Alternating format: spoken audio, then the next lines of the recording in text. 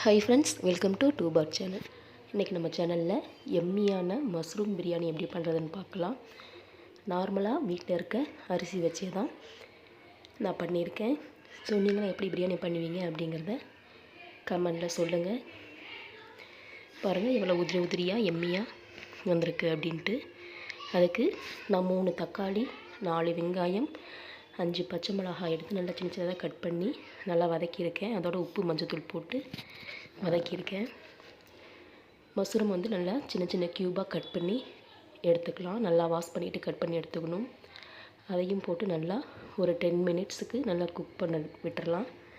அதுக்கப்புறம் அரிசியை வந்து 1 hour பிஃபோரே ஊற வச்சிட்டோம் அப்படின்னா சாப்பாடு வந்து நல்லா உதிரி உதிரியாக நல்லாயிருக்கும். அதை 2-3 டைம் நல்லா வாஷ் பண்ணிடலாம். 1 டம்ளருக்கு 2 டம்ளர் தண்ணி எடுத்துக்கலாம். நான் 1.25க்கு 2.5 டம்ளர் தண்ணி ஊற்றணும். பட் நம்மளுக்கு மஷ்ரூம் தக்காளிலாம் தண்ணி அதிகம் வரும். அதனால் ஒரு 1/2 டம்ளர் கம்மி பண்ணிவிட்டு 1.25க்கு 2 டம்ளர் தண்ணி மட்டும் தான் நான் வச்சுருக்கேன். அதோடு நான் கொஞ்சமாக சிக்கன் மசாலா சேர்த்துக்கிட்டேன். நீங்கள் உங்கள்கிட்ட பிரியாணி மசாலா இருந்தாலும் சேர்த்துக்கலாம். ஸோ உங்களுக்கு எந்த ஃப்ளேவர் பிடிக்குமோ அது சேர்த்துக்கலாம். இப்போது நல்லா மிக்ஸ் பண்ணி விட்டுட்டு குக்கரை மூடி வச்சுருக்கேன். 2 விசில் விட்டு எடுத்துக்கலாம்.